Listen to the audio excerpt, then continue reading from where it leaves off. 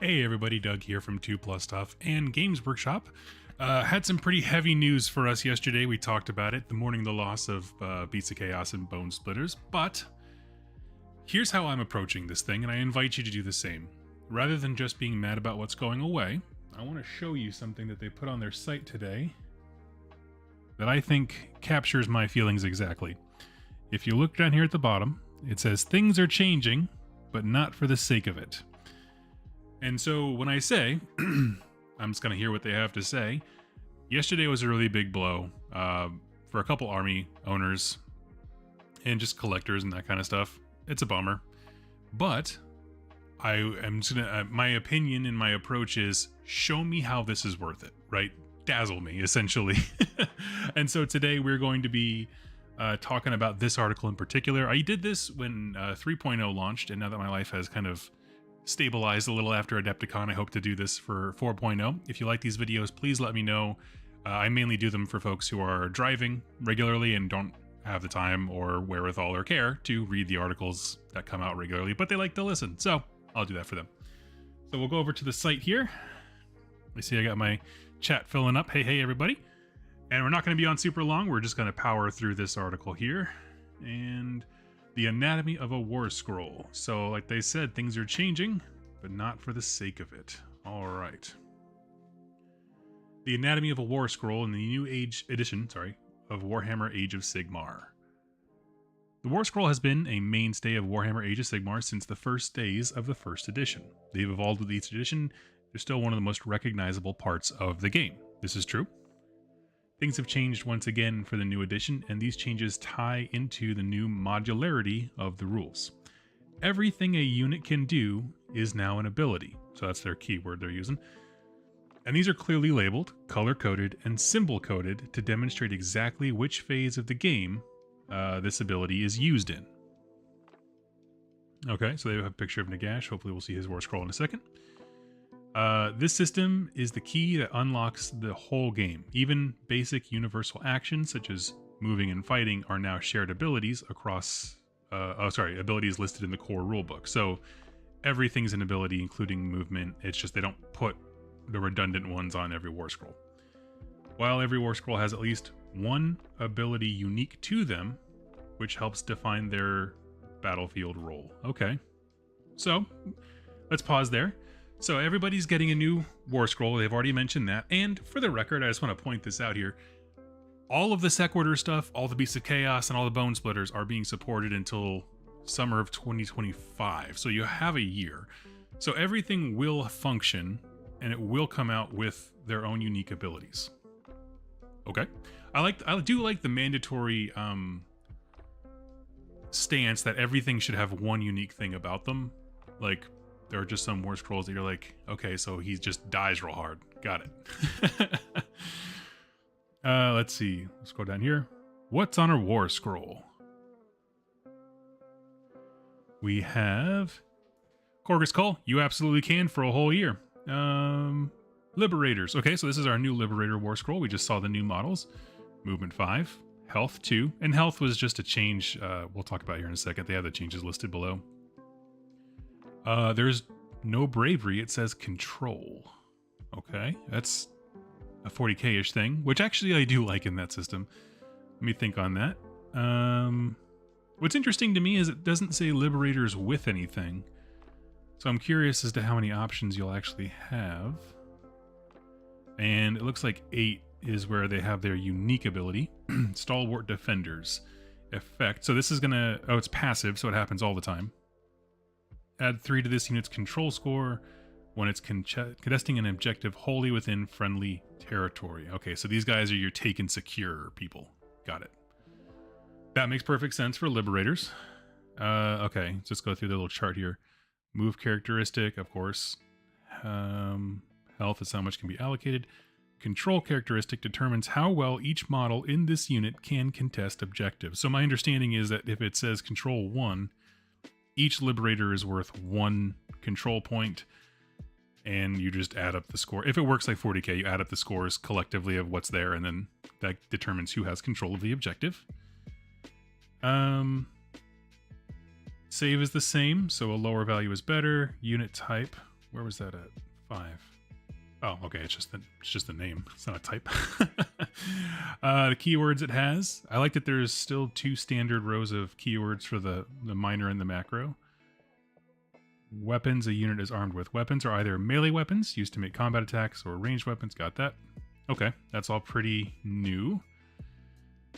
Honestly, and if I had to say, these look pretty spot on to what Liberators already did in my brain.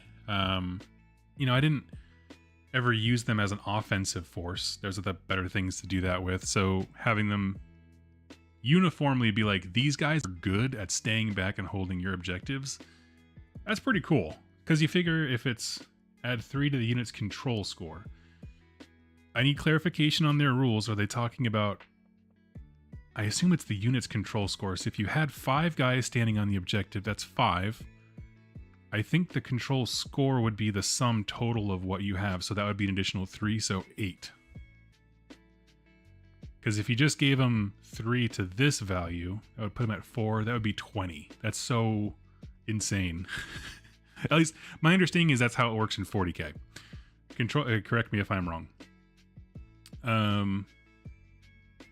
Likewise, the keywords banner at the bottom remains the same. He basically just outlines the things I just said. Weapons have seen a few subtle changes, but they still function more or less the same way. In melee, 5 key attributes function as before. Attacks, hit, wound, rend, and damage, though they've all been carefully rebalanced for the new edition to better reflect each unit's miniatures, lore, and their battlefield role. Okay. Liberators hit hard for basic troops, is especially given their crit mortal ability, which I'll go up and look at that.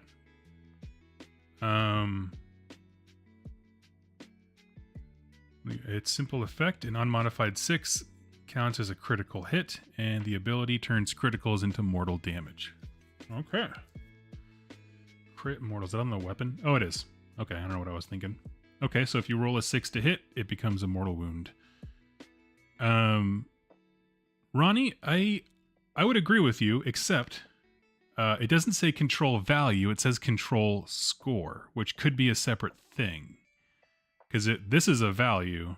Collectively, what you have would be the score, wouldn't it? I don't know. That's my understanding based on reading it from the wording. It looks like they left an out for it to be different. That's all. Okay, so that's their thing about Liberators. Crit is one of the new universal special rules. Yeah. Libera, I heard that one. However, while missile weapons still have a range, albeit generally reduced, that's interesting, every model can now fight within a 3-inch combat range in melee. It's a simple change, but one that will allow streamlined pile-ins and combat resolutions. I cannot tell you how excited I am for this. If you guys have never played the old, well, it's old now, I think it was maybe 1st edition, maybe the first days of 2nd edition, they had a book come out with Triumph and Treachery, and me and the Rerolling One guys played it, and it was an absolute blast. But in that system, you don't measure weapon ranges. If you have a unit of 5 Liberators and they are in melee range with somebody, you assume that all 5 fight. This isn't quite that free. I mean, like, you can still have a huge block of clan rats where some of them are not within 3 inches. But in general, for most units, it cuts out a lot of time in piling in, I would imagine. I mean, at least it did for us. How about that? In that version of the game, anyway, we found that to be very cool. Finally, there are the redesigned abilities. Our Liberators have a fairly easy one, Stalwart Defenders, which helps them control your closest objectives. It's purple, which marks it as an end-of-turn ability. Well, this... okay, end of turn, so it's passive, so it's going to be when you calculate values, so... that makes sense for the color, whatever. Passive ensures that it happens automatically, so you don't have to worry about it. Each phase and ability has its own color and symbol, making it easy to learn. So, here's basically how the phases work now. Start of turn, hero phase, movement, shooting, charge, combat, and the end of turn. So there's no more battle shock. And they have them all color-coded, and I think, if I'm not mistaken, let me scroll up and just double-check what I'm about to say on this guy's scroll. Yes. So they're color coded to know which phase they activate in, and then their ability icons tell you what kind of ability it is. So if something, I imagine, this is all speculation, if something says like you can't use shooting abilities, I imagine it would turn off anything that has this little symbol regardless of what phase it occurs in. Or whose turn.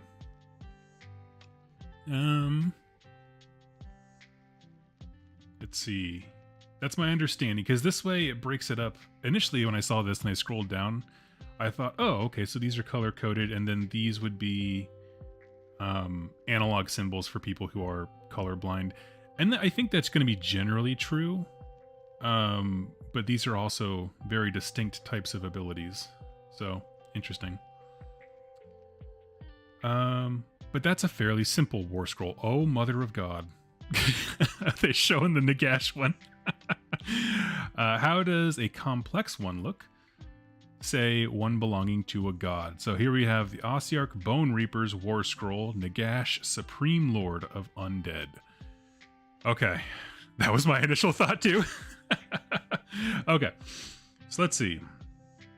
Oh wait, here, Warscroll changes look good, but what is a model power level that's mentioned on the Nagash Warscroll? Okay, I will check that out here in just a sec. Okay, movement 10, 18 health, 3 up save, with a mighty 10 control. That's rad. See, this is why I think that Liberator thing is +3 to your total score. 5 Liberators is a control score of 8. This is 10. I do feel like if Nagash walked up to an objective, he claims it over 5 Liberators. Because if it's per model, then that goes to control 20 for them. That's a lot. If a god can't take it away from you, I don't know, man. Passive, battle damaged. While this unit has 10 or more damage points, subtract 3 from its power level. Okay. Interesting. Power level. Power. Interesting. I'm processing that one. Let me look over the rest of the Warscroll. We'll circle back to that. Corey says it doesn't explain power level, which might just be another article coming, but then why have him? Why not throw Alariel or something who doesn't have that? I don't know. Oh, I guess she would too. She's big. I don't know. Anyway, next one is a passive ability. I believe in the hero phase. I'm still getting used to the color coding. The Staff of Power. Add 2 to casting rolls for this unit, while it has not miscast any spells this turn. My friend Dan is going to lose it because he miscasts with Nagash regularly. If this unit miscasts a spell, ignore the restrictions that would stop this unit from casting any more spells this turn. Oh, but he will like that.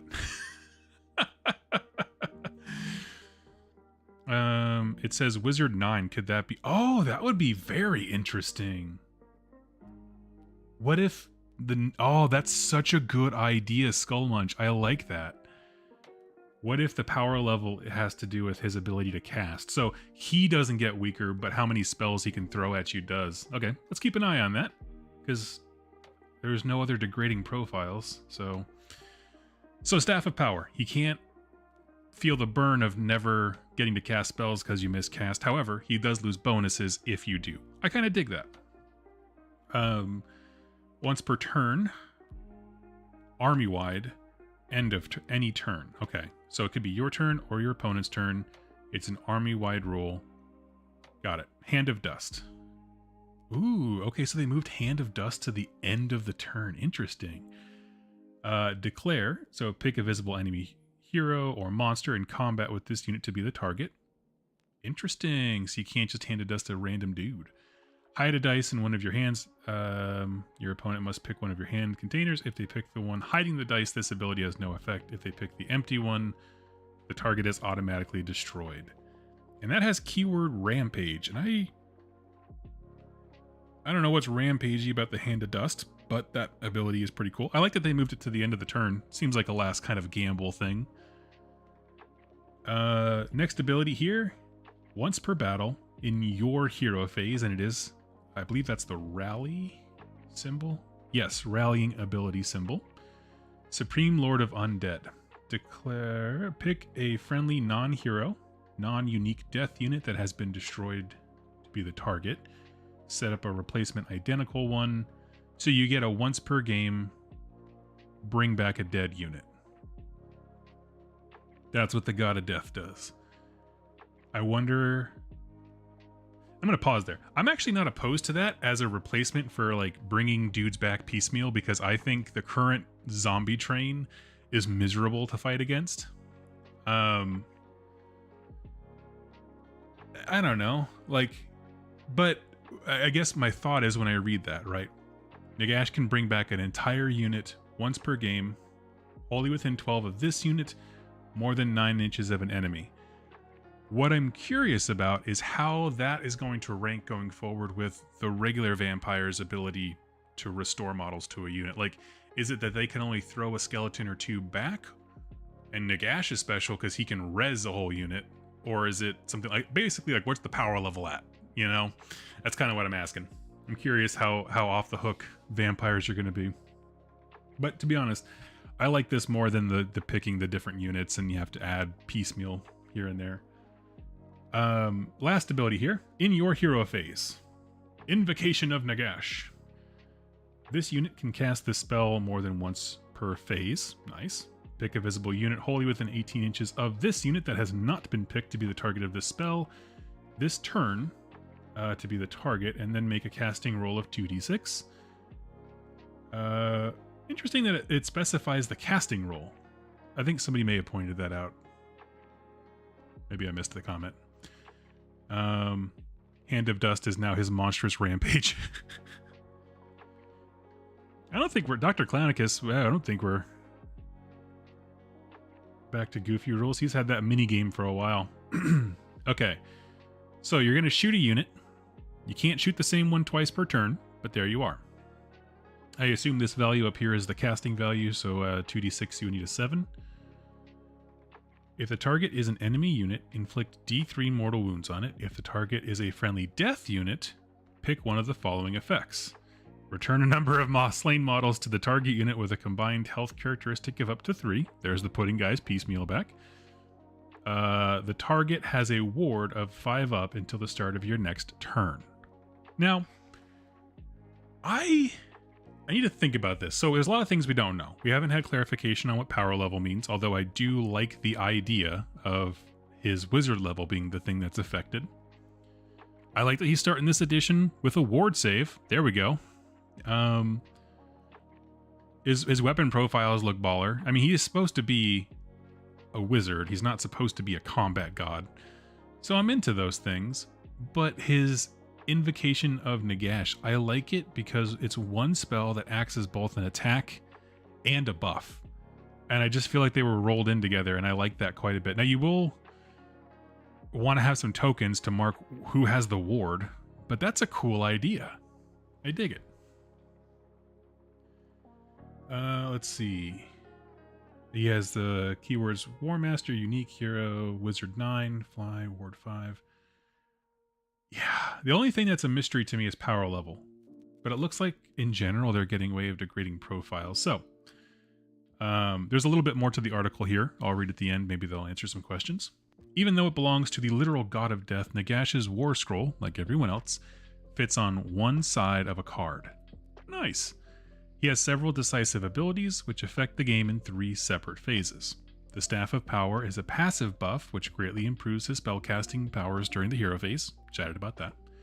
The Supreme Lord of Undead is an incredible once per battle ability that can turn the tide of a conflict. Agreed.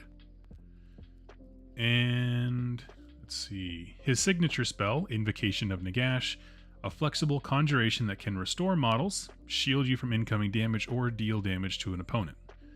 Finally, Hand of Dust may be used in your turn or your opponent's turn. This is an example of a new look, Rampage. The vast majority of monsters now have a unique ability called out on their Warscroll. You'll notice the various universal special rules such as Wizard, Fly, Ward appear in the keyword bar and have been standardized in the core rules.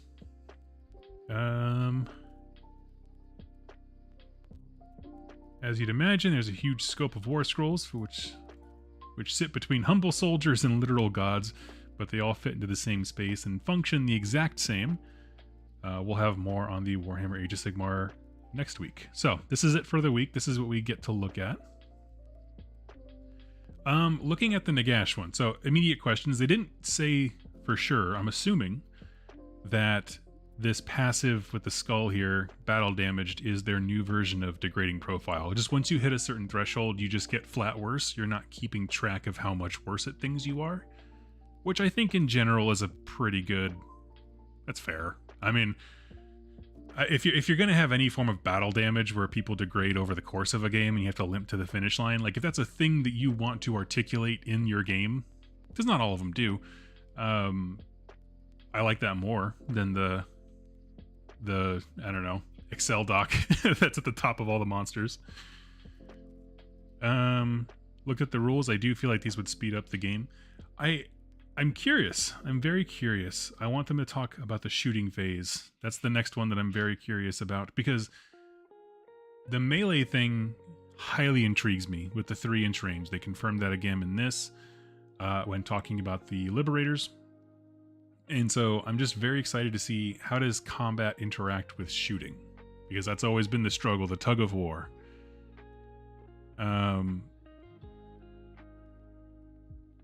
I have an issue with the Liberators. That scroll shows no difference between double hammer and hammer and shield. I'm curious if that will matter. Well, you know, I actually have mixed feelings about that. On one hand, I do like that my models have a thing that they're representing. So if they're holding the hammer and shield, they have a hammer and shield in the game kind of a thing. I always did WYSIWYG. However, if they're trying to pivot to a direction where you can use older Stormcast stuff without having to buy the new things, like they had mentioned in the, I think the Liberator article, then I'm fine with that. I'm fine with that. I don't care. You know, a Liberator with a hammer and shield, sure, he looks like a stalwart defender. That's the ability we have here, and he is attacking with a warhammer. So, I don't know. I understand when it feels like we cut stuff away for no reason, but if that's the point, you know, having Liberators as a general term, and then you can use your old Liberators or Sequitors or whatever you want in lieu of them, I'm okay with the vagueness. Reminds me of any historicals game where it's like, this is the rule, use a model to represent it. But that's just different because it's just not how Games Workshop works generally. Even